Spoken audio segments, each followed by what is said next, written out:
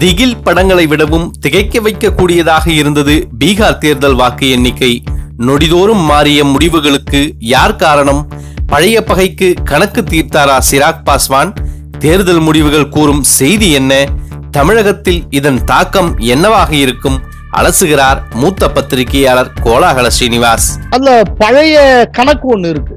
அந்த கணக்குக்கு பழி தீர்க்கிறதுக்காகத்தான் சிராக் பாஸ்வான் இப்போது அவர் தனியாக நின்றார். நிதிஷ்குமாரை பத்தி ரொம்ப தெரிஞ்சவங்க, ரொம்ப சீனியர் ஜேர்னலிஸ்ட கேட்டா ஒண்ணு சொல்லுவாங்க, அவர் அடுத்தவனுக்கு குழி பறிச்சால் கூட அவன் விழுந்ததுக்கு அப்புறம் தான் நிதிஷ்குமார் இப்படி ஒரு குழி தோண்டி இருக்காருங்கிறது யாருக்குமே புரியும்.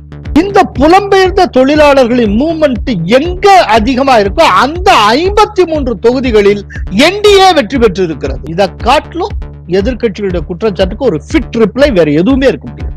60% பெண்கள் என்டிஏக்கு வாக்களித்திருக்கிறார். இந்த 2020 மேட்ச்ல கடைசி மோடி அடிச்ச சிக்ஸர்ல தான் நிதிஷ்குமார் அணி ஜெயிச்சிருக்கு. பிஜேபி இனி களம் புகக்கூடிய இடம் மேற்கு வங்கமாக இருக்கும். கோலாகலாஸ் டிவி யூடியூப் சேனல், இது வாய்மையின் எக்காலம். வணக்கம் நண்பர்களே. இன்றைக்கு நடந்து முடிந்த பீகார் தேர்தல் மற்றும் 11 மாநிலங்களில் நடைபெற்ற இடைத்தேர்தல்கள், அதனுடைய முடிவுகள், இது குறித்து தான் அலசப் போகிறோம். இந்த தேர்தல் வெற்றிகள் எதை நமக்கு சுட்டுகின்றன? இது சொல்லுகிற செய்தி என்ன? இதெல்லாம் தான் நம்ம இன்னைக்கு பார்க்க போறோம். ஃபர்ஸ்ட், பீகார் சட்டப்பேரவை தேர்தல் முடிவுகளை முதல்ல நம்ம தெரிஞ்சுக்கலாம். அது என்ன முடிவு எல்லாருக்கும் தெரிஞ்சிருக்கும். இருந்தாலும் பெர்சன்டேஜ் இந்த அடிப்படையில சில விஷயங்களை சொல்லிட்டு அதுக்கப்புறம் நம்ம மற்ற விஷயங்களுக்குள்ள போகலாம். அதாவது என்டிஏ கூட்டணியை சார்ந்த பிஜேபி அந்த கூட்டணிக்குள்ள சிங்கிள் லார்ஜஸ்ட் பார்ட்டியாக எமர்ஜ் ஆகி இருக்கிறது. பிஜேபிக்கு 74 சீட்டு, 19.5% வாக்குகள் கிடைத்திருக்கின்றன. நிதிஷ்குமாரை தலைவராக கொண்ட ஐக்கிய ஜனதா தளத்துக்கு 43 சீட்டும் 15.4% வாக்குகளும் கிடைத்திருக்கின்றன.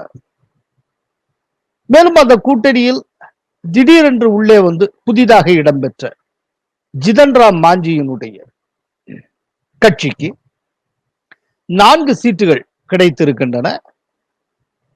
0.9% வாக்குகள் கிடைத்திருக்கிறது. அதுக்கப்புறம் இன்னொரு புதிய கட்சி விகாஸ்ஷீல் இன்சான் பார்ட்டி, அதற்கு 4 சீட் கிடைச்சிருக்கு. அவங்க ஸ்கோர் பண்ண பெர்சன்டேஜ் 1.5. இப்ப நான் கடைசியா சொன்ன இந்த ஜிதன் ராம் மாஞ்சியோடைய பார்ட்டியும் சரி, விகாஸ்ஷீல் பார்ட்டியும் சரி, இந்த எலெக்ஷன் ப்ராசஸ் ஆரம்பிக்கிற டைம் வரைக்கும் லாலுவோட இருந்த கட்சிகள். அங்கு அவர்களுக்கு சீட் மறுக்கப்பட்ட காரணத்தினால இங்க திடீர்னு சேர்ந்துக்கிட்டாங்க. சோ அவர்கள் ஒவ்வொருத்தரும் தலா 4 தொகுதிகளில் வெற்றி பெற்றிருக்கிறார். அதற்கு பிறகு ஆர்ஜேடியுடைய தலைவர் தேஜஸ்வி யாதவ் தலைமையிலான மகா கட்பந்தன், அவங்க என்ன ஸ்கோர் பண்ணியிருக்காங்க அப்படின்னா, அதுல ஆர்ஜேடி ஒரு சிங்கிள் லார்ஜஸ்ட் பார்ட்டியா 75 சீட்டுகள் ஜெயித்திருக்கிறது. பெர்சன்டேஜ் 23.1%. காங்கிரஸ் 19 சீட், 70 தொகுதிகளில் நின்று 19 சீட் ஜெயிச்சிருக்கு. அது வாங்கின percentage 9.5. CPI ML Marxist Leninist, அவங்க 19 சீட்ல நின்று 12 சீட் ஜெயிச்சாங்க. வாங்கி இருக்கிற பெர்சன்டேஜ் 3.1. அப்புறம் இந்திய கம்யூனிஸ்ட் கட்சி அது 2 சீட் ஜெயிச்சிருக்கு, ஸ்கோர் பண்ணது 0.8%. அப்புறம் மார்க்சிய கம்யூனிஸ்ட் கட்சி அவங்க 2 சீட் ஜெயிச்சிருக்காங்க, 0.6% ஸ்கோர் பண்ணியிருக்காங்க. இதுதான் ரொம்ப முக்கியமானது. இது தவிர்த்து சிராக் பாஸ்வானுடைய லோக் ஜன்சக்தி பார்ட்டி, அவர் ஒரு 143 தொகுதிகளில் தன்னுடைய கேண்டிடேட்டை நிறுத்தினார். ஒரே ஒரு சீட் ஜெயிச்சிருக்கார். ஆனா ஸ்கோர் பண்ணது 5.5%. ஒரு கிட்டத்தட்ட ஒரு 6%க்கு பக்கத்துல வர்ற மாதிரி அவர் ஸ்கோர் பண்ணியிருக்கிறார். இதுதான் இவங்க வாங்கி இருக்கக்கூடிய ஒரு ரிசல்ட். இதுதான் இப்போ இதை நீங்க கூட்டணி வைஸ் கூட்டி பார்த்தால் இப்ப என்டிஏக்கு 37.3% வாக்குகள் கிடைத்திருக்கின்றன. மகாகட்பந்தனுக்கு 37.2% வாக்குகள் போலாயிருக்கு. சோ 0.1% தான் டிஃபரன்ஸ்.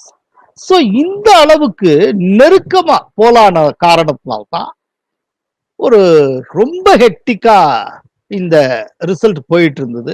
யாருக்கு மெஜாரிட்டி கிடைக்குங்கிறதுல தொடர்ந்து ஒரு இழுபறி இருந்தது. ஆக்சுவலா நாம பார்த்திருக்கிற எத்தனையோ எலெக்ஷன் ரிசல்ட் பார்த்திருப்போம். ஆனா இந்த எலெக்ஷன் ரிசல்ட் தான் கிட்டத்தட்ட ஒரு 2020 மேட்ச் மாதிரி போயிட்டே இருந்தது. நொடிக்கு நொடி, நிமிடத்துக்கு நிமிடம் ஒரே திருப்பமாக போய் கொண்டிருந்தது. என்டிஏக்கு திடீர்னு ஏறும், உடனே இறங்கும், மகா கட்பந்தனுக்கு ஏறும். ஒரு காலையில ஆரம்பிச்சு ஒரு கிட்டத்தட்ட ஒரு 16 மணி நேரம் அத்தனை பேரையும், இந்த அரசியல் ஆர்வலர்கள் அத்தனை பேரையும் சீட்டு நுனியில உட்காத்தி வச்ச ஒரு தேர்தல் உண்டுன்னா அது இந்த 2020 பீகார் சட்டப்பேரவை தேர்தல் தான். வேற எந்த தேர்தலும் இந்த அளவுக்கு, இதோட கம்பேர் பண்ணா 2020 மேட்ச ஒண்ணும் கிடையாது. அந்த அளவுக்கு ஒரு பரபரப்பான சூழ்நிலையில நிமிஷத்துக்கு நிமிஷம் எல்லாரையும் ஒரு பீதியிலேயே அமர்த்தி இருந்த ஒரு தேர்தல் இது. சரி, இந்த அளவுக்கு டைட்டா, இவ்வளவு டைட்டா இந்த எலெக்ஷன் போனதுக்கு என்ன காரணம்? அதுக்கு 2 பர்சனாலிட்டிஸ் ரொம்ப முக்கியமான காரணம். ஒருவர் சிராக் பாஸ்வான், லோக் ஜன்சக்தி பார்ட்டியினுடைய தலைவர். இன்னொருவர் ஒவைசி. இந்த 2 பேரும் ரொம்ப ரொம்ப ஒரு முக்கியமான காரணம். இல்ல, சிராக் பாஸ்வான் கடைசி நிமிஷத்துல அவர் என்டிஏல, அதாவது பீகாரில் இருக்கும் என்டிஏல இருந்து வெளியே இருக்கிறார். மத்தியில இருக்க என்டிஏல நாங்க தொடர்ந்து இருக்கோம் என்று அவர் சொல்லி இருக்கிறார். இன்னொன்று, எங்களுக்கும் பிஜேபிக்கும் எந்த முரண்பாடும் இல்லை, நாங்கள் பிஜேபி மீது மரியாதை வைத்திருக்கிறோம், மோடி அவர்கள் மீது மிகுந்த மரியாதை வைத்திருக்கிறோம் அப்படின்ட்டு அவர் வெளியே வர்றாரு. அப்படின்னா என்ன பிரச்சனை? நிதிஷுக்கும் அவருக்கும் ஆகல. என்ன காரணத்தினால அப்படின்னா, நிதிஷ் ஜிதன்ராம் மாஞ்சியை உள்ள கொண்டு வர்றார். இந்த ஜிதன்ராம் மாஞ்சி மகாதலித்துடைய தலைவர். அவங்களுக்கும் இவங்களுக்கும் ஆகவே ஆகாது. பாஸ்வானுக்கும் மகாதலித் அந்த குரூப்புக்கும் ஆகவே ஆகாது. அவரை உள்ள கொண்டு வந்தனால இவர் வெளியே இருக்கிறார். இதுல ஒரு விஷயம் என்னன்னா, என்டிடிவில இது சம்பந்தமா பல்வேறு தகவல்களை விவாதத்தின் போது சொல்லி கொண்டு இருந்த ஊடகவியலாளர் ஸ்ரீனிவாஸ் ஜெயின் ஒரு முக்கியமான கருத்து ஒண்ணு முன் வச்சார். என்னன்னா, இந்த மாதிரி நான் பீகார்ல மட்டும் என்டிஏ கூட்டணில இருந்து வெளியில போறேன் அப்படிங்கிற அந்த முடிவை சொல்றதுக்காக அமித்ஷாவை சிராக் பாஸ்வான் சந்திக்கிறார். அமித்ஷாட்ட ரொம்ப விரிவா எக்ஸ்பிளைன் பண்ணி, இன்னென்ன காரணத்தினால வெளியில போறேன் அப்படின்னு சொல்லி கிட்டத்தட்ட ஒரு 10 நிமிஷம் பேசி அமித்ஷாட்ட தகவல் சொல்லியிருக்காரு. சொன்னா அமித்ஷா அத்தனையும் அமைதியா கேட்டுட்டு இருந்து அதுக்கு எந்த பதிலுமே சொல்லலையா. ஜஸ்ட் தலையை மட்டும் ஆட்டிட்டு ஒரு பதிலும் பேசல, ஒரு வார்த்தை கூட அவர்கிட்ட இருந்து வரல. அதாவது போக வேண்டாம்னு தடுக்கல, சரி போங்க அப்படின்னு சொல்லல, ஒண்ணுமே சொல்லல. ரொம்ப அமைதியா அத ஸ்ரீனிவாஸ் ஜெயின் சொல்லும்போது ஒரு டாக்டிக்கல் சைலன்ஸ். ரைட்டு, இதுவும் ஒரு விதத்துல நன்மைதான் அப்படின்னு சொல்லிட்டு அமித்ஷா நினைத்திருப்பார் போல. ஒண்ணுமே சொல்லல. அவரு லேசா ஒரு புன்சிரிப்போட அவரை வழி அனுப்பிச்சு வச்சுட்டார். அதுக்கப்புறம் இங்க சிராக் பாஸ்வான் அதற்கு பிறகு இந்த கூட்டணியிலிருந்து வெளியே இருக்கிறார்.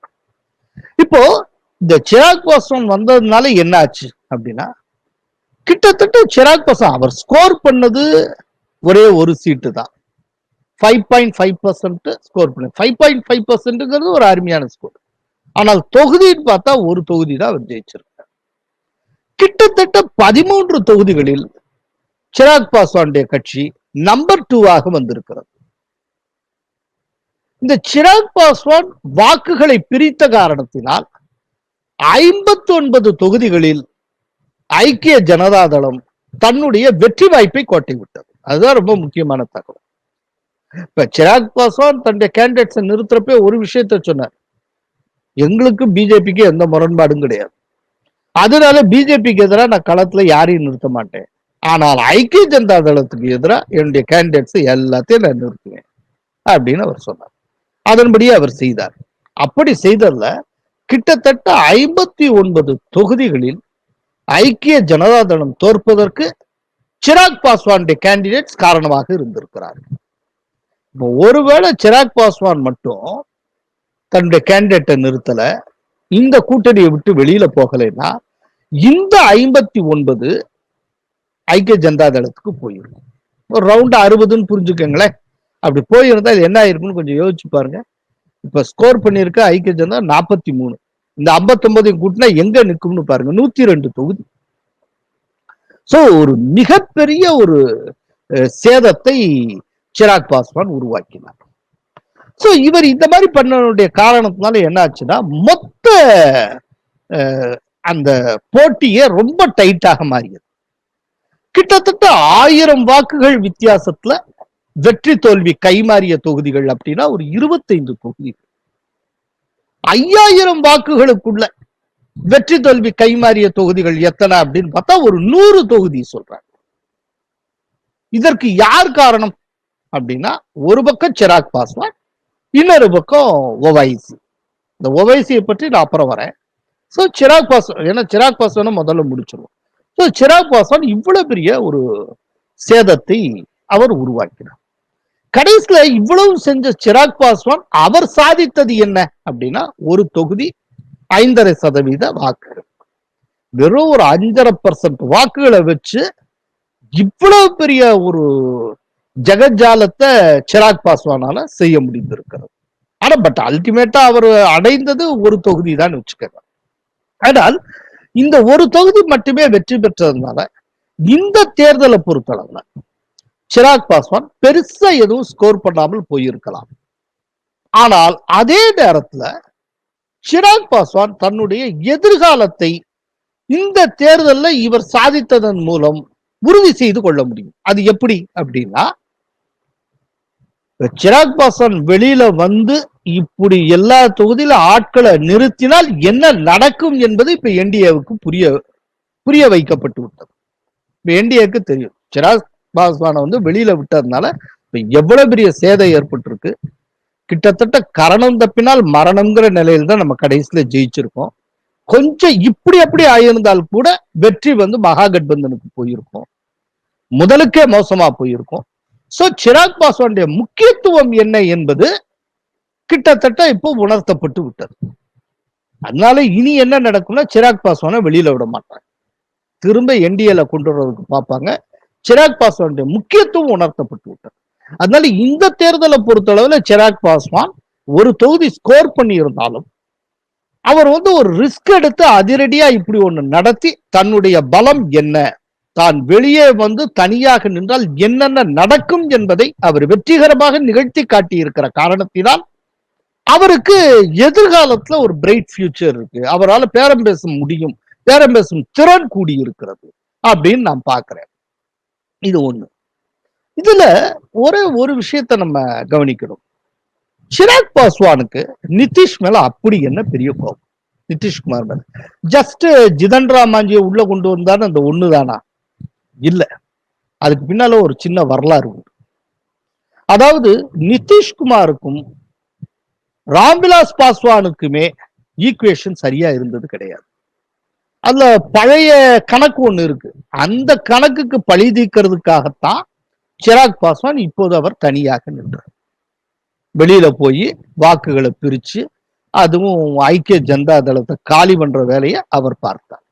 அது என்ன பழைய கணக்கு அப்படின்னா, அதாவது ஒரு டயத்துல வந்து ஜனதா தள்ல இருந்தது ரொம்ப பெரிய லீடரா இருந்ததே ராம்விலாஸ் பாஸ்வான் தான். அந்த டயத்துல நிதிஷ்குமார் சமதா பார்ட்டியில் தான் இருந்தார். அப்புறம் இதெல்லாம் இணைஞ்சு ஐக்கிய ஜனதா தளம், அது ஜனதா தளத்திலேயே பல விதமா பிரிஞ்சு போச்சு. அப்புறம் ராஷ்டிரிய ஜனதா தளம் லாலு கொண்டு போனார், அப்புறம் மதசார்பற்ற ஜனதா தளம் சொல்லி தேவகவுடா கொண்டு போனார். இப்படி நிறைய உருமாறி அப்படி இப்படியுமா மாறி வந்த ஒரு காலகட்டத்துல ஜனதா தளத்தினுடைய தலைவராக நிதிஷ் வருகிறார். அப்பதான் ராம்விலாஸ் பாஸ்வான் வெளியில போய் லோக் ஜன்சக்தி அப்படிங்கிற ஒரு கட்சியை ஆரம்பிக்கிறார். அப்பல இருந்தே நிதிஷ்குமாருக்கும் ராம்விலாஸ் பாஸ்வானுக்கும் டேர்ம்ஸ் சரி கிடையாது. இதுல பீகாரை பொறுத்தளவுல எப்படி யூபியில தலித்துகளின் தலைவராக மாயாவதி கருதப்படுகிறாரோ அதுபோல பீகார்ல தலித்துகளின் தலைவராக பாஸ்வான் கருதப்பட ஆரம்பித்தார். இதுல நிதிஷ் தந்திரமா ஒரு காரியம் ஒண்ணு செய்தார். என்ன அப்படின்னா, இந்த தலித்துகளுக்குள்ளேயே பாஸ்வான் அப்படிங்கிற அந்த சமூகம் ரொம்ப ஒரு பணக்கார சமூகமா இருந்தது. பொதுவா தலித்துகள்னாலே பெரும்பாலும் விவசாய கூலிகளாக இருப்பார். ஆனால் இந்த பாஸ்வான் சமூகம் மட்டும் எப்படின்னா, அவங்க நிலங்களுக்கு சொந்தக்காரர்களாக, நில உடைமையாளர்களாக இருந்த சமூகம். சோ தலித்துகளுக்குள்ள ஒரு அப்பர் காஸ்ட் அப்படின்னா அது பாஸ்வான சொல்லலாம். அதனால இந்த பாஸ்வான் கம்யூனிட்டி மேல ஒரு விவசாய கூலிகளாக இருக்க ரொம்ப ரொம்ப பின்தங்கி இருக்கக்கூடிய தலித்துகள் இருக்காங்கல்ல, அவங்களுக்கு ஒரு பொறாமையும் ஒரு கோபமும் உண்டு. இப்படி ஒரு பிரச்சனை அதுக்குள்ளேயே போய்கொண்டே இருக்கு. இதை ரொம்ப உன்னிப்பா கவனிச்ச நிதிஷ் ஒரு காரியம் பண்ணார் 2007. அதுதான் ஒரு பெரிய டேர்னிங் பாயிண்ட். அவர் ரொம்ப பியூட்டிஃபுல்லா பிளான் பண்ணி ஒரு காய் நகர்த்தினார். என்ன அப்படின்னா, இந்த தலித்துகளையே ரெண்டா உடைச்சு மகாதலித் அப்படின்னு சொல்லி ஒரு தனி கேட்டகரி ஒண்ணு உருவாக்கினார். அவர்களுக்கு இடஒதுக்கீடு, பல சலுகைகள், அது இது நிறைய கொண்டு போனார். சோ தலித்துங்கிற அந்த ஒரு சமூகத்தையே தலித் மகாதலித் அப்படின்னு ரெண்டா உடைச்சார். உடைச்சு அந்த மகாதலித்துல இந்த தலித்துகள்ல இருந்த பல்வேறு சமூகங்கள்ல ஒரு 18 சமூகத்தை மகாதலித்துன்னு கேட்டகரைஸ் பண்ணார். பிற்காலத்துல அந்த 18ஓட இன்னும் பல சமூகங்கள் சேர்ந்து கொண்டன மகாதலிதா. அப்படிங்கிறப்ப என்ன ஆச்சு அப்படின்னா, இப்போ அந்த அதாவது நிதிஷ் அந்த பாஸ்வான்கிற கம்யூனிட்டி மேல தலித்துகளுக்குள்ளேயே எந்தெந்த சமூகத்துக்கு ஒரு எரிச்சலும் கோபம் இருக்கும், அந்த சமூகத்தை ஃபுல்லா அவர் விவரமா மகாதலித்துன்னு கொண்டு போயிட்டார். இப்போ அதனால என்ன ஆச்சு அப்படின்னா, ராம்விலாஸ் பாஸ்வான் ஒட்டுமொத்த தலித்துகளுக்குமான தலைவர் அப்படிங்கிற மாதிரி இல்லாமல் அதுல ஒரு வெட்டு விழுந்தது. சோ ராம்விலாஸ் பாஸ்வான் தலித்துகளின் தலைவர், மகாதலித்துகளுக்கு வேற ஒருத்தர் தலைமை, அவர் தான் ஜிதன் ராம் மாஞ்சி. அப்படி கொண்டு போனார். அதனால இந்த சுருக்கமா சொல்றேன்னா, தலித்துகளை இரண்டாக பிரித்து விட்டார் நிதிஷ். அதை தன்னுடைய ஜீவோ மூலமா 2007 அவர் கொண்டு வந்தார். ஆக்சுவலி இந்த 2007 எப்ப இவர் தலித்துகளை ரெண்டா பிரிச்சு விட்டாரோ அதற்கு பிறகுதான் ராம்விலாஸ் பாஸ்வானுடைய அரசியல் வாழ்க்கையில வீழ்ச்சி ஏற்பட்டு. ராம்விலாஸ் பாஸ்வானுடைய சொந்த தொகுதி ஹாஜிப்பூர். இந்த ஹாஜிப்பூர் தொகுதியில 1977 8 தடவை எம்பி ஆனவர் ராம்விலாஸ் பாஸ்வான். 77 அவர் தன்னுடைய 31ஆம் வயசுல முதல் தடவை எம்பி ஆறப்போ கிட்டத்தட்ட ஒரு 4 லட்சத்துக்கும் மேற்பட்ட வாக்குகள் வித்தியாசத்துல அவர் தேர்ந்தெடுக்கப்பட்டார். அன்னைக்கு தேதியில அது மிகப்பெரிய சாதனை. இவ்வளவு பெரிய மார்ஜின்ல ஜெயிச்சதுக்காக அவருடைய பெயர் கின்னஸில் இடம்பெற்றது. தொடர்ந்து ஹாஜிப்பூருங்கிறது அவருக்குன்னு பிக்ஸ் ஆன ஒரு தொகுதி. அந்த ஹாஜிப்பூர்ல 2007 பிறகு 2009 லோக்சபா எலெக்ஷன்ல ராம்விலாஸ் பாஸ்வான் தோற்று போனார். சோ நிதிஷ்குமார் வெச்ச குறி தப்பல. ராம்விலாஸ் பாஸ்வான் ஸ்ட்ரென்த் இந்த தலித் அப்படிங்கிறது, தலித்தை ரெண்டா உடைச்சு விட்டால் ராம்விலாஸ் பாஸ்வான ஓச்சிடலாம். ரொம்ப ராஜ்யம். அதனால்தான் நிதிஷ்குமாரை பத்தி ரொம்ப தெரிஞ்சவங்க, ரொம்ப சீனியர் ஜேர்னலிஸ்ட கேட்டா ஒண்ணு சொல்லுவாங்க, நிதிஷ்குமார் வாயே திறக்க மாட்டார். அவர் அடுத்தவனுக்கு குழி பறிச்சால் கூட அவன் விழுந்ததுக்கு அப்புறம் தான் நிதிஷ்குமார் இப்படி ஒரு குழி தோண்டி இருக்காருங்கிறது யாருக்குமே புரியும். அது வரைக்கும் ஒண்ணுமே தெரியாது எவனுக்கும். ஒரு அவர்லாம் எப்படின்னா ஒரு சைலண்ட் சாணக்கியா, அப்படிப்பட்ட ஒரு நிதிஷ். சோ இப்படி தன்னுடைய தந்தையின் அரசியல் வீழ்ச்சிக்கு காரணமாக இருந்தவர் என்கிற காரணத்தால்தான் நிதிஷ இந்த தடவை பழி வாங்கிடணும் அப்படின்னு சொல்லி சிராக் பாஸ்வான் முடிவு செய்தார். அதையே இந்த தேர்தலில் தேர்ந்தெடுத்தார்னா நிதிஷ் சொல்லியிருந்தா இதுதான் என்னுடைய கடைசி தேர்தல் அப்படின்னு. அதனால இந்த கடைசி தேர்தலில் நிதிஷுக்கு ஒரு பாடம் கற்றுத்தர வேண்டும் என்று சிராக் பாஸ்வான் நினைத்தார். அதனால வெளியில போனார், பாடமும் கற்றுத்தந்தார். இருந்தாலும் கூட நிதிஷ்குமாருடைய அதிர்ஷ்டம், மோடியினுடைய மிகப்பெரிய செல்வாக்கு அவரை காப்பாற்றியது. என்டிஏ மீண்டும் ஆட்சியை கைப்பற்றி விட்டார். இதுதான் ரொம்ப முக்கியமா. சரி, இப்போ ஒவைசிக்கு போவோம். எப்படி என்டிஏ வாக்குகளை பிரிச்சு சிராக் பாஸ்வான் முடிந்தவரை கெடுதலை ஐக்கிய ஜனதாதளுக்கு செய்தாரோ, அதே போல ஒவைசி பல்வேறு தொகுதிகளில் போட்டியிட்டு முஸ்லிம் வாக்குகளை இரண்டாக பிரித்து காங்கிரசுக்கும் ராஷ்டிரிய ஜனதாதளுக்கும் தன்னால் முடிந்த கெடுதலை அவர் செய்தார். இதுல ஒவைசி கான்சென்ட்ரேட் பண்ண அந்த ரீஜன் எது அப்படின்னா சீமாஞ்சல் ரீஜன் அப்படின்னு, சீமாஞ்சல் பிரதேசம் அப்படின்னு. இந்த சீமாஞ்சல் ரீஜன்ங்கிறது என்ன அப்படின்னா, அது 4 மாவட்டங்களை உள்ளடக்கிய ஒரு நிலப்பரம். அந்த 4 மாவட்டங்கள் எது? கிஷன்கஞ்ச், கத்திஹார், அராரியா, பூர்ணியா அப்படிங்கிற 4 மாவட்டங்கள். இதுல கிஷன்கஞ்ச் அப்படிங்கிற மாவட்டத்துல மட்டும் மொத்த வாக்காளர்கள்ல 70% பேர் முஸ்லிம்ஸ். கத்திஹார்ல 43% பேர் முஸ்லிம்ஸ். அராரியால 42% பேர் முஸ்லிம்ஸ். பூர்ணியால 38% பேர் முஸ்லிம்ஸ். சோ இந்த பகுதிகள் இது மொத்தமா சேர்த்து மொத்தம் 25 தொகுதி, 24 தொகுதி இருக்கின்றன. இந்த 24ல 20 தொகுதிகள்ல ஒவைசியினுடைய கூட்டணி போட்டியிட்டு, ஒவைசி வந்து மாயாவதியோட கூட்டணி வச்சாருங்க. சோ ஒவைசியினுடைய காம்பினேஷன் என்னன்னா தலித் பிளஸ் முஸ்லிம்ஸ், அப்படி ஒரு காம்போ அவர் கொண்டு வர்றார்.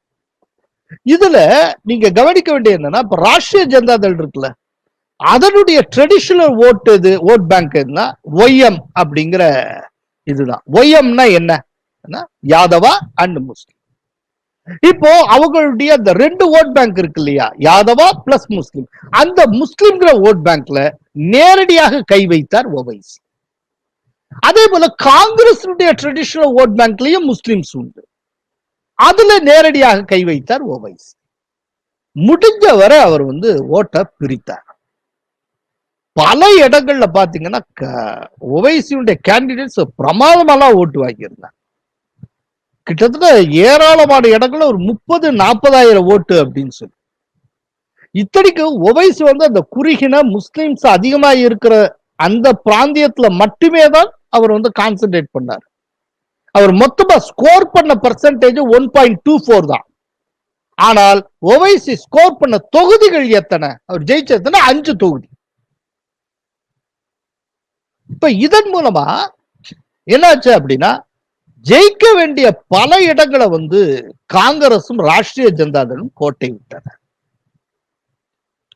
மிகப்பெரிய அளவுல கோட்டை விட்டன. ஏன்னா ரொம்ப ஹெக்டிக்கா நெக்கா போகக்கூடிய ரேஸ்ல ஒவ்வொரு வாக்கும் மரியாதைக்குரியது, ஒவ்வொரு ஓட்டும் முக்கியம். அதுல ஒரு ஓட்டை ஒருத்தன் தனியா பிரிச்சால்னாலே உங்களுக்கு அவன் கெடுதல் பண்றான்னு அர்த்தம். ஏன்னா அவ்வளவு ஒரு டைட் காம்படிஷன். அப்படிப்பட்ட சூழ்நிலையில ஒவைசி இப்படி ஒரு பெரும் கெடுதலை செய்தார். ஆக்சுவலா இந்த தேர்தலுடைய யுனிக் ஃபீச்சர் எது அப்படின்னா, இந்த ரொம்ப டைட்டா இருந்த இந்த கான்டெஸ்ட், நெக்கா போன இந்த கான்டெஸ்ட், வாக்கு எண்ணிக்கை நடந்த அத்தனை மணி நேரமும் எல்லோரையும் பதற்றத்திலேயே வைத்திருந்த ஒரு எலெக்ஷன் அப்படின்னா இதுதான். மத்த இதுல கூட ஆரம்பத்துல முதல்ல லீடு ரொம்ப கம்ஃபர்டபுளா போயிட்டு இருக்கும். திடீர்னு ஏதேனும் ஒரு டயத்துல 1 மணி நேரம் 1.5 மணி நேரம் மட்டும் அப்படியே நெக்கா போகும், அப்புறம் சரியாயிரும். ஆனா இது தொடக்கம் முதலே கடைசி வரைக்கும் நெக்கா போன ஒரு தேர்தல். இது ஏன் போச்சு அப்படின்னா, 2 ஃபோர்சஸ், இந்த 2 ஃபோர்சஸ் ஓட்ட பிரிச்சதுனால போச்சு. இதுல ஒரு ஃபோர்ஸ் வந்து ரிலீஜியஸ் ஃபோர்ஸ், முஸ்லிம்ஸ் அப்படிங்கிற அந்த கார்டுல வராங்க. இன்னொன்னு தலித் அப்படிங்கிற இன்னொரு கார்டு, இது வந்து கேஸ்ட். சோ கேஸ்ட் வைஸா ஒரு ஓட் பேங்க நீங்க பல விதமா நொறுக்கி நீங்க உடைச்சிங்கன்னா அது யார் யாருக்கு என்ன விதமான பாதிப்பை ஏற்படுத்தும் என்பது இந்த தேர்தலில் நமக்கு புலனாகி இருக்கு. அதே போல ரிலீஜியஸா கைய வச்சு அதுல போய் நீங்க டேமேஜ் பண்ணீங்கன்னா அது யாருக்கு ஒரு பாதிப்பை ஏற்படுத்தும், அது எந்த அளவுக்கு தேர்தல் முடிவுகளை பாதிக்கும் என்பதை இந்த தேர்தல் நமக்கு உணர்த்தி இருக்கிறது. பாஜகவை காட்டிலும் ஆர்ஜேடி தானே அதிக சதவீத வாக்குகளை பெற்றிருக்கிறது. எனவே அதுதானே பெரிய கட்சி. அதாவது இங்க இந்த விதமான ஒரு கம்பாரிசனை ஊடகங்கள்லயே நிறைய சொல்லிட்டு இருக்காங்க. எப்படின்னா பிஜேபி 19% தான் பெற்றிருக்கிறது, அதே நேரத்துல ஆர்ஜேடி 23.1% பெற்றிருக்கிறது. சோ அப்படிங்கிறப்போ என்ன பெரிய ஒரு மோடியோட செல்வாக்கு. தேஜஸ்வி மாபெரும் சாதனை செய்திருக்கிறார். ஒரு 31 வயசு பையன் எவ்வளவு பிரமாதமெல்லாம் ஸ்கோர் பண்ணி இருக்கிறார். இந்த விதமான ஒரு கேள்விகள்ல எழுப்பப்படுகிறது. அதாவது வாக்குப்பதிவு ஒருத்தர் கிடைச்சிருக்கக்கூடிய வாக்குகள், வாக்கு சதவிகிதம் அப்படிங்கிறது என்ன, அவங்க எவ்வளவு தொகுதியில் நிற்கிறாங்களோ அந்த தொகுதியில அவங்களுக்கு கிடைச்ச மொத்த ஓட் ஷேர், அதுதான் வாக்கு சதவீதம் சொல்றது. பிஜேபி எத்தனை தொகுதியில போட்டியிட்டது?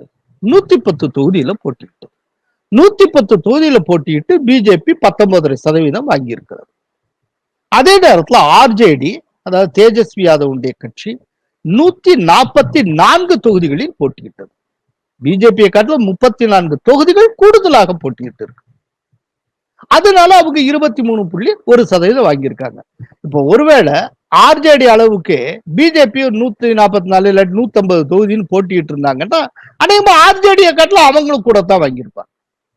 சோ எப்போதுமே ஒரு கட்சியினுடைய பெர்சன்டேஜை பார்க்கிறப்போ வெறுமனே அந்த பெர்சன்டேஜை மட்டுமே பார்க்க கூடாது. எவ்வளவு தொகுதிகளில் போட்டியிட்டு எவ்வளவு சதவிகிதம் அவர்கள் பெற்றிருக்கிறார்கள் அப்படித்தான் பார்க்கணும். அப்படி பார்த்தா மட்டும்தான் கிளியர் பிக்சர் ஒழுங்கா கிடைக்கும். இல்லைன்னா ஏதோ இவங்க கை ஓங்கி இருக்கிற மாதிரி, அவர் ஒண்ணுமே இல்லாத மாதிரி நம்ம தப்பான ஒரு புரிதலுக்கே தொடர்ந்து போய் கொண்டிருப்போம்.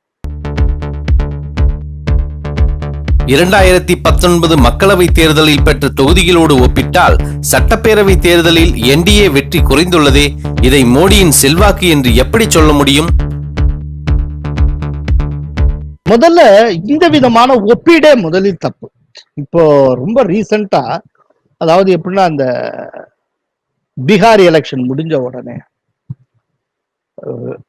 என்டிஏவுடைய வெற்றியை ஏற்றுக்கொள்ள முடியாதவர்கள், அதற்கான மனது இல்லாதவர்கள் இப்ப இப்படி ஒரு கம்பாரிசனை கிளப்பிட்டு இருக்காங்க. இப்ப நானே பல விவாதங்கள்ல அந்த எலெக்ஷன் ரிசல்ட் அன்னைக்கு கலந்து கொண்டேன். அதுல காங்கிரஸ் தரப்புல கலந்து கொண்ட திரு செல்வ பெருந்தகை அவர்கள் இதே விதமான ஒரு வாதத்தை தான் வைத்தார். எப்படி அவர் சொன்னார் அப்படின்னா, பீகார்ல மக்களவை தேர்தல் போன வருஷம் நடந்தப்போ 39 தொகுதியில என்டிஏ தான் ஜெயிச்சுது. இப்ப அதுக்கேற்றபடி இந்த சட்டப்பேரவை தேர்தல்ல எலெக்ஷன் நடந்திருந்தால் எவ்வளவு ஜெயிச்சிருக்கணும், ஆனா அவ்வளவு ஜெயிக்கல இல்ல. சோ இது மோடியின் செல்வாக்குன்னு எப்படி சொல்ல முடியும்? இத ரொம்ப மேம்போக்கா பார்த்தால் ரொம்ப கரெக்டான ஆர்குமெண்ட் மாதிரி தெரியும். ஆனால் இது சரியான ஆர்குமெண்ட் கிடையாது. என்ன காரணம் அப்படின்னா, முதல்ல இந்த 2 தேர்தல் வெவ்வேறான தன்மை கொண்டது. இந்த 2 தேர்தலுடைய நோக்கங்கள் வேறு, இலக்கு வேறு, தன்மை வேறு, எல்லாமே வேறு. இது வாக்களிக்கிற மக்களுக்கு நன்றாக தெரியும்.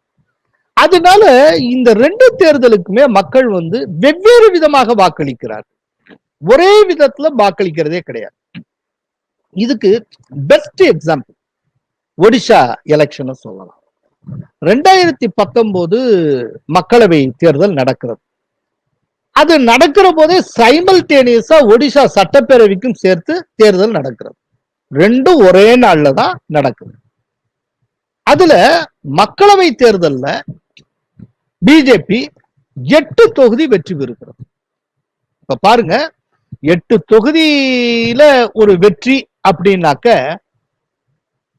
அத இப்ப செல்வ பெருந்தகை போன்றவர்கள் எல்லாம் சொல்லுகிற மாதிரி கணக்கு போட்டா ஒரு எம்பி கான்ஸ்டிடுவன்சிக்கு 6 எம்எல்ஏ கான்ஸ்டிடுவன்சி.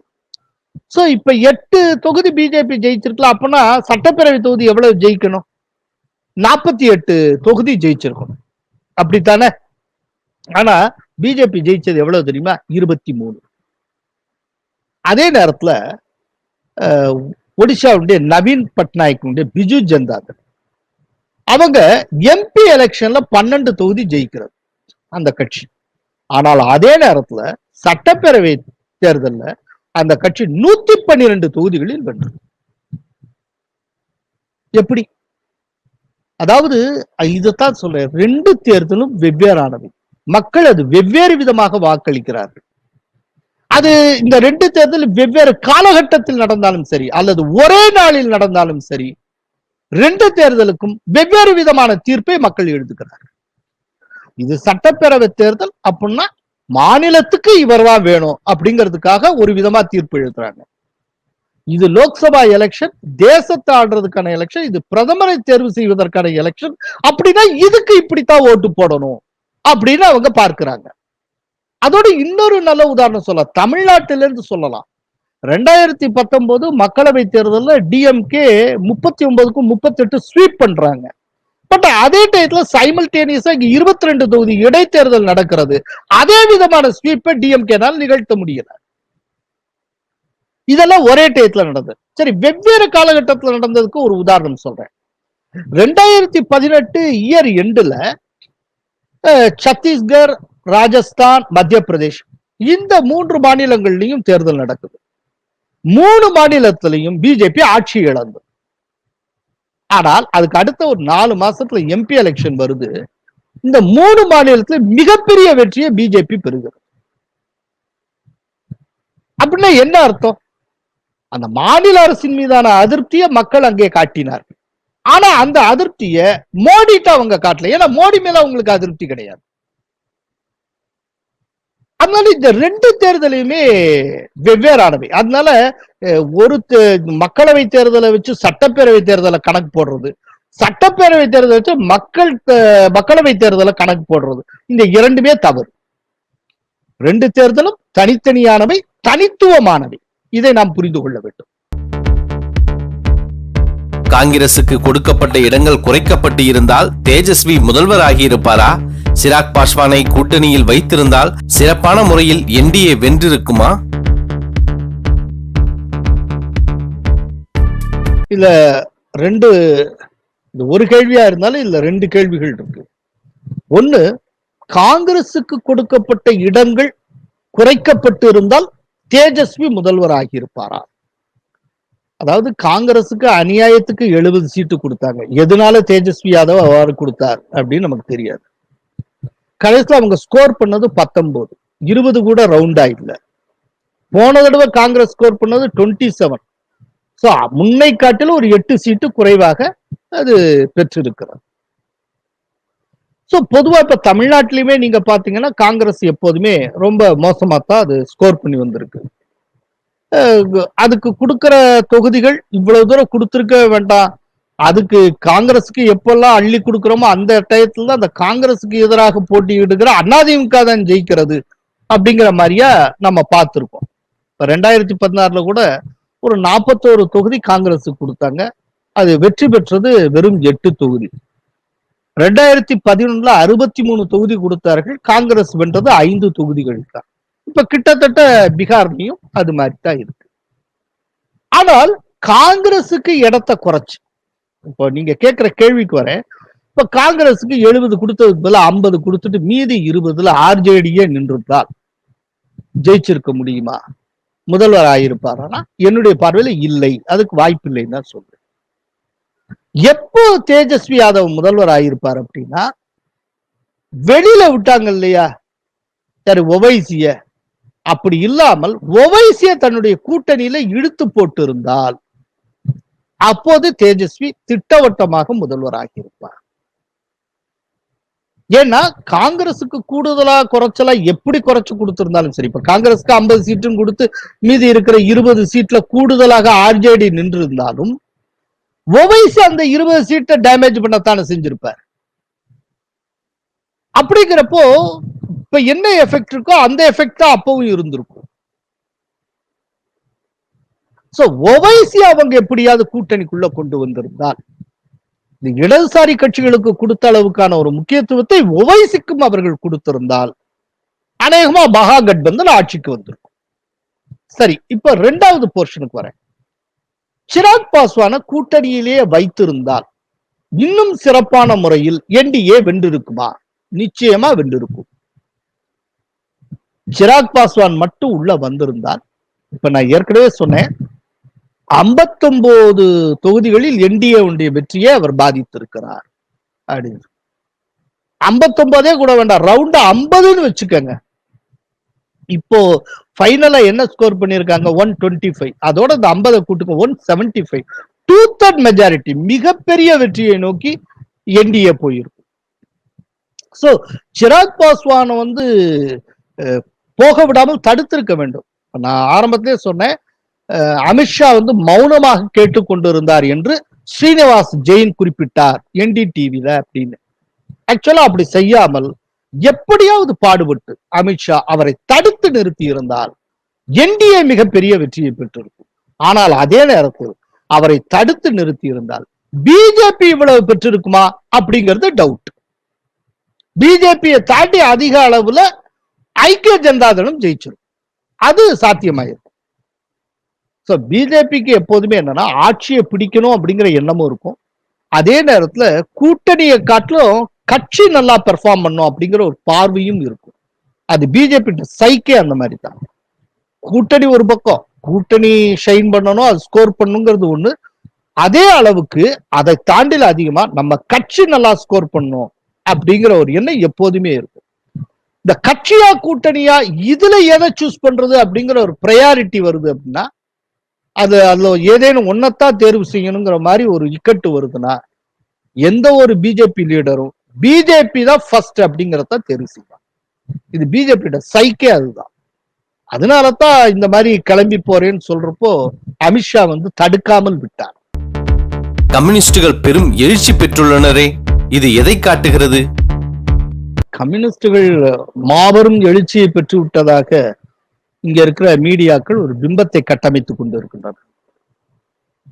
குறிப்பா எம்எல் ஆரம்பத்திலிருந்து ரொம்ப காலமாகவே பீகார் இயங்கி கொண்டு இருக்கிறார். அது ஒரு மிக முக்கியமான ஒரு பிரஷர் குரூப். நீங்க 20 வருஷத்துக்கு முன்னால 2000 நடந்த தேர்தல் ரிசல்ட்டை தயவு செய்து எடுத்துப்பாரு.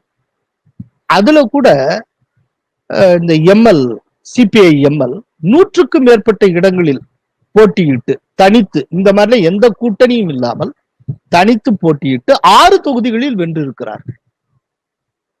அப்பல இருந்தே இவங்களுடைய பிரசன்ஸ் ஒரு சில பாக்கெட்ஸ்ல இருந்துகிட்டே தான் இருக்கு.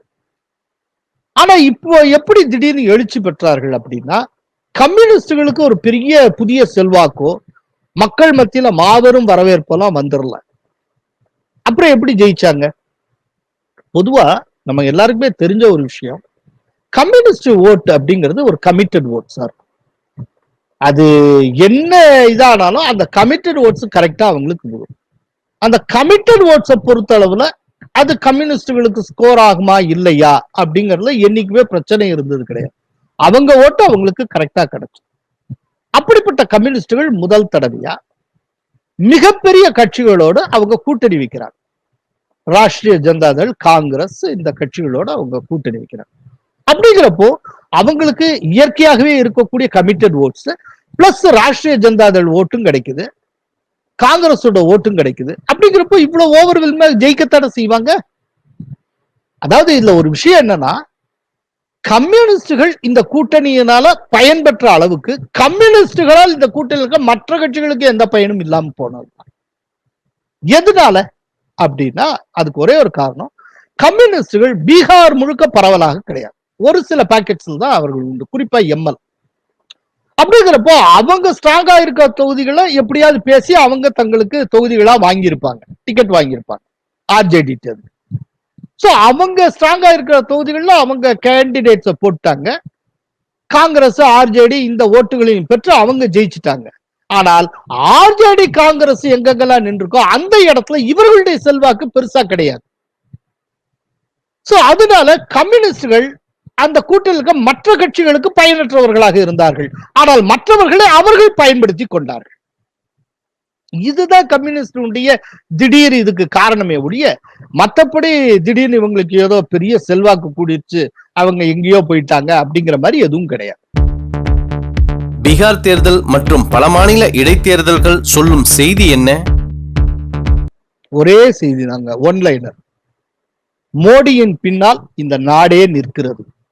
இதுதான் இந்த தேர்தல் கொடுத்திருக்கக்கூடிய ஒன்லைனர். இந்த தேர்தல் ஆரம்பமான காலத்துல முன்வைக்கப்பட்ட எதிர்க்கட்சிகளின் பிரச்சாரம் என்ன? கொஞ்சம் யோசிச்சு பார்க்கும். கொரோனாவுடைய பரவல், அந்த பரவலை மத்திய அரசு தடுக்க தவறிவிட்டது, எந்த ஏற்பாடும் செய்யல. தினந்தோறும் ஒரு காஃபியை குடிச்சிட்டு, காலையில எந்திருந்து ஒரு காஃபியை குடிச்சிட்டு ஒரு ட்விட்டர்ல கொரோனாவை மையப்படுத்தி ராகுல் காந்தி ஏதோ ஒன்று வசைபாடி கொண்டே இருந்தார். மொத்த மக்களையே அப்படியே நிர்கதியாக மோடி விட்டு விட்டது போன்ற ஒரு சித்திரம் கிளப்பப்பட்டது. இதை விட ரொம்ப பெரிய தலைவலியாக புலம்பெயர்ந்த தொழிலாளர்கள் பிரச்சனை. அதுல புலம்பெயர்ந்த தொழிலாளர், மற்ற மாநிலங்கள்ல இருந்து புலம்பெயர்ந்த தொழிலாளர்கள் பெரும்பாலான தொழிலாளர்கள் பீகாரை சேர்ந்தவர்கள். அவங்க அத்தனை பேர் பீகாரை நோக்கி படையெடுக்கிறார்கள், வருகிறார்கள். அந்த தொழிலாளர்களுக்கு எந்த நிவாரணமும் சரியாக தரப்படவில்லை அப்படிங்கிற ஒரு குற்றச்சாட்டு, அவர்களுக்கு மறுவாழ்வு பணிகள் சரியாக செய்யப்படவில்லை என்கிற குற்றச்சாட்டு, அவர்கள் அத்தனை பேரும் வேலையை இழந்து ஒன்றுமில்லாமல் ஓட்டாண்டிகளாகி விட்டார்கள் என்கிற குற்றச்சாட்டு இவ்வளவும் இருந்தது.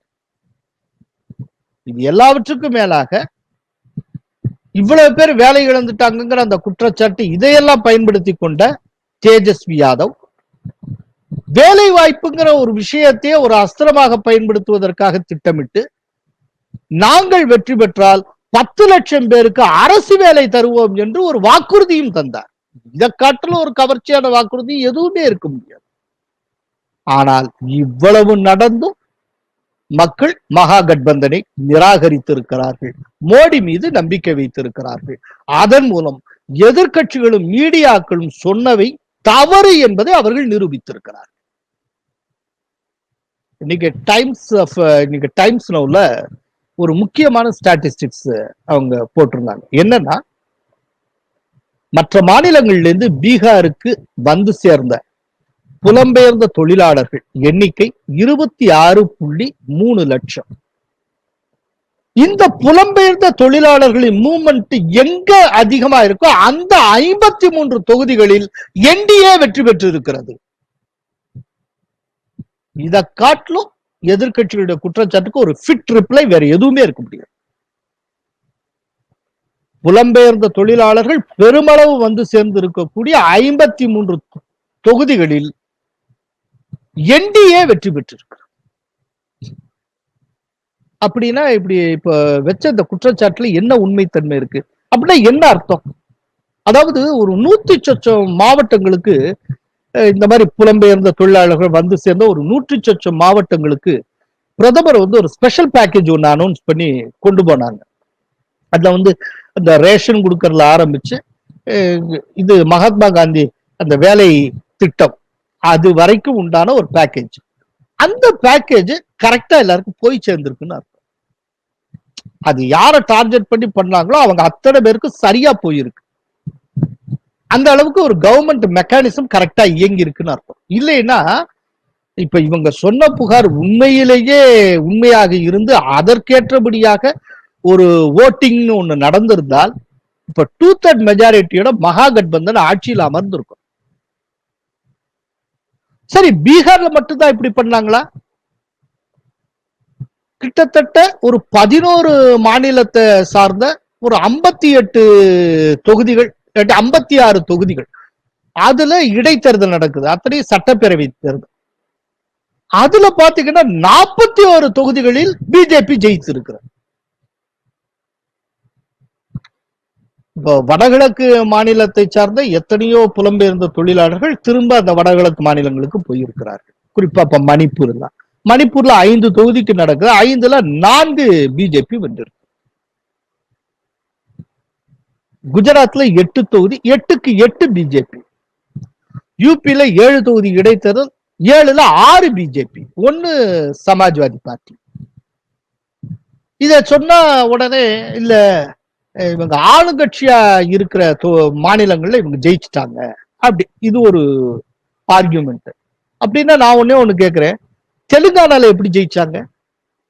தெலுங்கானால ஒரே ஒரு இடைத்தேர்தல் தான். அந்த இடைத்தேர்தல் யாருமே எதிர்பார்க்கல. பிஜேபி ஜெயித்து இருக்கிறது. ஆளுங்கட்சியான தெலுங்கானா ராஷ்டிரிய சமிதி வேட்பாளரை அது வீழ்த்தி இருக்கிறது. இத்தனைக்கும் அங்க அது ஏற்கனவே தெலுங்கானா ராஷ்டிர சமிதி கேண்டிடேட் இருந்த இடம். அவர் திடீர்னு இறந்து போயிட்டாரு. இறந்து போனது அனுதாபாலையை கொண்டு வரணுங்கிறதுக்காக இறந்தவருடைய மகளையே தான் சந்திரசேகர் ராவ் நிறுத்தினார்.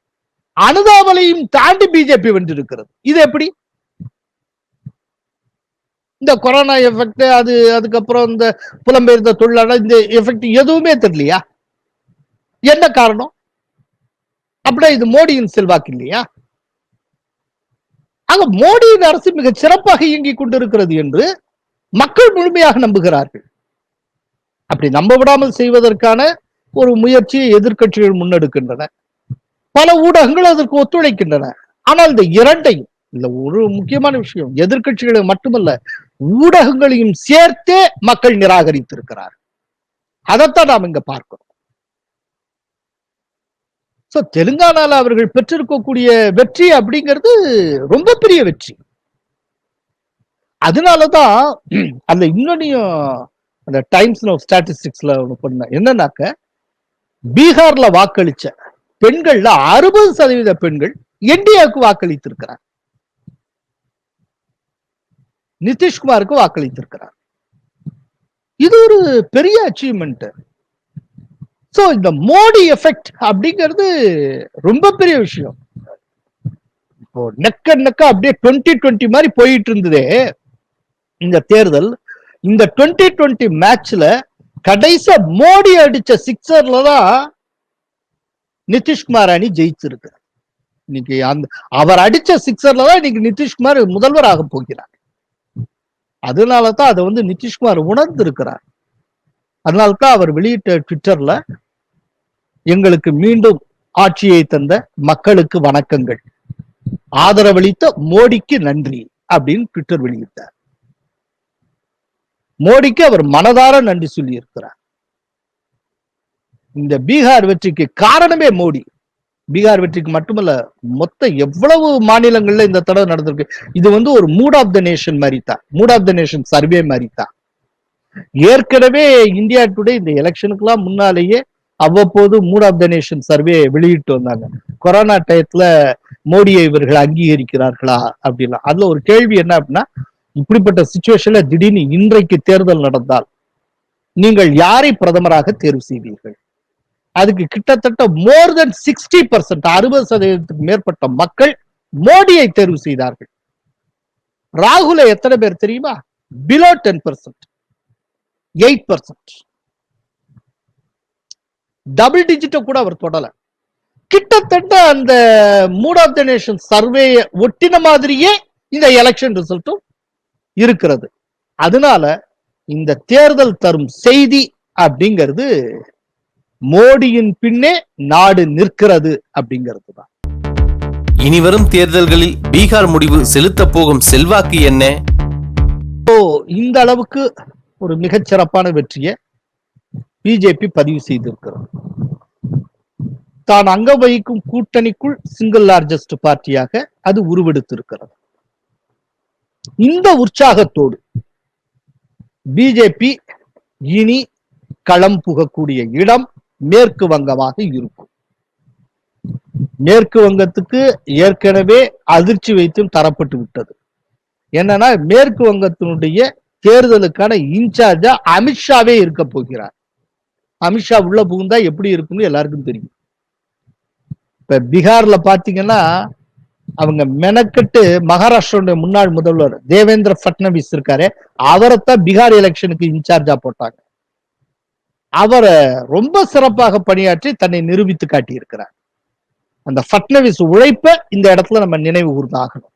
அதே போல வெஸ்ட் பெங்கால் எலெக்ஷனுக்கு வெஸ்ட் பெங்கால் இன்சார்ஜா போக போறது அமித்ஷா என்பதை மறந்துவிடக் கூடாது. இதுல இப்போ அட் பிரசன்ட் வெஸ்ட் பெங்கால்ல பிஜேபியினுடைய ஸ்ட்ரென்த் என்ன? இப்ப 2019 தேர்தல், மக்களவை தேர்தல் நடந்தது. அதுல பிஜேபி 18 மக்களவை தொகுதிகள் எம்பி கான்ஸ்டிடியூன்ஸ் கைப்பற்றியது. அது பெற்ற வாக்குகள் 40%. அதே நேரத்தில் மம்தா பானர்ஜியுடைய திரிணாமுல் காங்கிரஸ் 22 தொகுதிகளை கைப்பற்றியது, பெற்ற வாக்குகள் 43%. சோ பிஜேபிக்கும் மம்தா பானர்ஜிக்கும் இடையில இருந்த வித்தியாசம் அப்படிங்கிறது 3% வாக்குகள் தான். இதே பிஜேபி 2014 என்ன விதமாக பெர்ஃபார்ம் பண்ணியது அதை நம்ம பார்க்கணும்ல. 2014 பிஜேபி பெற்ற இடங்கள் வெறும் 2, அவங்க பெற்ற வாக்குகள் 17%. 17% பெற்ற ஒரு கட்சி 5 ஆண்டுகளில் 40% வளர்ந்திருக்கு. தொகுதி என்று எடுத்துக்கொண்டால் 2 தொகுதிகளில் இருந்த பிஜேபி இன்றைக்கு 18 தொகுதிக்கு விரிவடைந்திருக்கிறது. சரி, அங்க ஒரு 33 வருஷமா ஆட்சி நடத்தினாங்களே மார்க்சிஸ்ட் கம்யூனிஸ்ட் கட்சி, அவர்கள் என்ன ஸ்கோர் பண்ணாங்க அதையும் நம்ம பார்க்கணும். 2014 தேர்தலில் மார்க்சிஸ்ட் கம்யூனிஸ்ட் கட்சி பெற்றது வெறும் 2 சீட்டு. ஆனால் பர்சன்டேஜ் பாத்தீங்கன்னா 29% அவங்க ஸ்கோர் பண்ணாங்க. ஆனால் அதே கட்சி 2019 எவ்வளவு ஸ்கோர் பண்ணாங்கன்னா சீட்டுன்னு பார்த்தா 0, பெரிய பூஜ்ஜியம். பெற்ற வாக்குகள் 6%. போன தேர்தலில் 29% இருந்து இன்னைக்கு 6% வந்துட்டாங்க. கிட்டத்தட்ட அப்படின்னா எவ்வளவுனா ஒரு 23% வாக்குகளை அவர்கள் கோட்டை விட்டு இருக்கிறார்கள். இந்த 23% இருக்கு இல்லையா, இப்போ அதே இடத்துல பிஜேபி 2014 எவ்வளவு ஸ்கோர் பண்ணாங்க? 17. இப்போ 2019 40%. இந்த 17 இது 23 கூட்டுங்க, அந்த 40 வந்துடும். ஆக கிட்டத்தட்ட மார்க்சிஸ்ட் கம்யூனிஸ்ட் கட்சிக்கு ட்ரெடிஷனலா ஓட் போட்டு இருந்த அந்த பொதுமக்கள் தான் பெரும்பாலானவங்க அப்படியே பிஜேபியை நோக்கி சுவிட்ச் ஓவர் ஆகியிருக்காங்க. இது ரொம்ப ஒரு முக்கியமான விஷயம். அப்படிங்கிறப்போ இப்ப பீகார்ல கிடைத்திருக்கக்கூடிய இந்த வெற்றி, அது தந்திருக்கிற உற்சாகம், அதோட ரொம்ப தீவிரமாக அமித்ஷா களமிறங்குவார், அதை மறந்துவிடக்கூடாது. தமிழகத்துக்கு பீகார் தேர்தல் தரும் செய்தி என்ன? ஒரு 2 மெசேஜ் இருக்கு. ஒரு மெசேஜ், நான் கொஞ்ச நேரத்துக்கு முன்னால சொன்னேன், பெண் வாக்காளர்களை கிட்டத்தட்ட ஒரு 60% பேர் என்டிஏக்கு ஓட்டு போட்டிருக்காங்க அப்படின்னு சொல்லி டைம்ஸ் நவுல ஒரு ஸ்டாட்டிஸ்டிக்ஸ் சொன்னாங்க அப்படின்னு. அதுக்கு காரணம் என்ன தெரியுமா? 2016 ஆண்டுல பூரண மதுவிலக்கை நிதிஷ்குமார் அமல்படுத்தினார். அப்படி அமல்படுத்தின மூலமாக cutting across cost line, religious line எல்லாத்தையும் தாண்டி மொத்த பெண்களையே தன்னுடைய ஒரு வாக்கு வங்கி போல நிதிஷ்குமார் மாற்றினார். இன்னைக்கு ரொம்ப டைட்டான சிச்சுவேஷன்ல ஜெயிச்சாங்கன்னாலும் இந்த வெற்றிக்கு பின்னால் பெண்களுடைய வாக்குகள் இருந்திருக்கின்றன. இந்த பீகார் மாடல், இந்த மதுவிலக்கு அவர் செய்திருக்கிறது 2016, அதற்கான பலன் 2020 நிதிஷ்குமாருக்கு கிடைத்திருப்பது. இது தமிழகத்துக்கு ஒரு முக்கிய செய்தி, குறிப்பா அதிமுகவுக்கு ஒரு முக்கிய செய்தி. ஏன்னா இங்க இருக்கக்கூடிய தமிழகத்தின் தாய்க்குலத்தின் மிக நீண்ட எதிர்பார்ப்பாக இருப்பது மதுவிலக்கு அமல்படுத்தப்பட வேண்டும், டாஸ்மாக் கடைகள் மூடப்பட வேண்டும் அப்படிங்கிறது தான். அப்படி மூடினால் இந்த மொத்த தாய்க்குலத்தின் ஓட்டு, பெண்கள் ஓட்டு, அதுவே ஒரு தனி ஓட் பேங்காக மாறும் என்பதற்கு பீகார் ஒரு உதாரணம். எனவே இந்த பீகார் தேர்தல் ரிசல்ட் அதிமுகவுக்கான ஒரு மெசேஜை கொடுத்திருக்கு. இது ஒண்ணு. இரண்டாவது, காங்கிரஸ் ரொம்ப மோசமா இந்த பீகார் தேர்தல்ல பெர்ஃபார்ம் பண்ணிருக்கு. இங்க மட்டும் இல்ல, எல்லா மாநிலங்களிலும் இப்ப நடந்த இடைத்தேர்தல் முடிஞ்ச இந்த பெரும்பாலான மாநிலங்கள்ல எக்ஸப்ட் சத்தீஸ்கர் தவிரன்னு நினைக்கிறேன், கிட்டத்தட்ட எல்லா பெரும்பாலான மாநிலங்கள காங்கிரஸ் ரொம்ப போரா பெர்ஃபார்மன்ஸ் பண்ணிருக்கு. 70 சீட்டு கொடுத்த இடத்துல 19 தான் ஸ்கோர் பண்ணிருக்கு. அப்படின்னா இவ்வளவு சீட்டை அள்ளி கொடுக்கறது அந்த கட்சிக்கு கொடுக்கறது வேஸ்ட் அப்படிங்கிறது தான் அது உணர்த்துகிறது. சோ இந்த விதமான ஒரு பார்வை காங்கிரஸ்க்கு ஏற்பட்டு இருக்கக்கூடிய சூழ்நிலையில டிஎம்கே அலையன்ஸ்ல காங்கிரஸ்க்கு என்ன மரியாதை இருக்கும், அவங்க எவ்வளவு சீட் கொடுப்பாங்க அப்படிங்கிறது ரொம்ப சந்தேகத்துக்குரியது. அதுக்காக காங்கிரஸ் கூட்டணியை விட்டு வெளியில அனுப்பிச்சிட மாட்டாங்க. ஏன்னா டிஎம்கே இப்ப இருக்கிற சூழ்நிலையில எந்த ரிஸ்க்கும் எடுக்காது. ஏன்னா அதனுடைய நோக்கம் எப்படியாவது இந்த தடவை ஆட்சிக்கு வந்துடணும், ஸ்டாலின் முதல்வராகியே தீரணும் அப்படிங்கிறது தான். அதனால ஒரு சின்ன தப்பு கூட பண்ணிடக்கூடாது அப்படிங்கிற ஒரு கவனத்தோட தான் அவங்க செயல்படுவாங்க. அதனால ரிஸ்க் எடுக்கிற விதமா காங்கிரஸ் கூட்டணியை விட்டு வெளியில அனுப்ப மாட்டாங்க. ஆனால் அதே நேரத்துல காங்கிரஸ் கேட்ட இடங்களையும் அவர்கள் தந்து விட மாட்டார்கள். மிக குறைவான எண்ணிக்கையில் தான் காங்கிரஸுக்கு இந்த தடவை சீட் கொடுக்கப்படும். இது 2. 3வது மெசேஜ், பரவலாக நடந்திருக்கக்கூடிய எல்லா தேர்தல்களிலும் பிஜேபி மிகச்சிறப்பான வெற்றி பெற்றிருக்கிற காரணத்தினால் அது இன்னும் கொஞ்ச காலத்துக்கு இதுதான் அசைக்க முடியாத ஒரு தேசிய சக்தியாக திகழும் என்பதை நிரூபித்துக் கொண்டிருக்கு. இப்ப அந்த காரணத்தினால அது ஏடிஎம்கே அலையன்ஸ்ல அது சீட் பேரத்தின் போது அதனுடைய கை ஓங்கும், கொஞ்சம் உயர்ந்த குரல்ல அது கேட்கும். ஏடிஎம்கே அதை கன்வின்ஸ் பண்றதுக்கு முயற்சி செய்யும். இப்போ காங்கிரஸுக்கு அடிச்சு பேசுறதுக்கு வாய்ஸ் இல்லாமல் போயிருக்கு இல்லையா, அந்த மாதிரியான ஒரு சூழ்நிலை பிஜேபிக்கு இல்லை. பேரத்தில் இவர்களுடைய கை ஓங்கும், கொஞ்சம் கூடுதலா சீட் கிடைக்கிறதுக்கு இங்க ஒரு வாய்ப்பு இருக்கிறது. இப்போது என்னன்னா பிஜேபி மரியாதை கூடியிருக்கிறது. மோடியுடைய செல்வாக்கு தேசிய அளவுல எப்படி இருக்கு அப்படிங்கிறத இந்த தேர்தல் முடிவுகள் உணர்த்தி இருக்கின்றன. சோ இதை இங்க இருக்கக்கூடிய மாநில தலைமை எப்படி பயன்படுத்திக் கொள்ளும் அப்படிங்கறத போக போகத்தான் பார்க்கணும். நன்றி.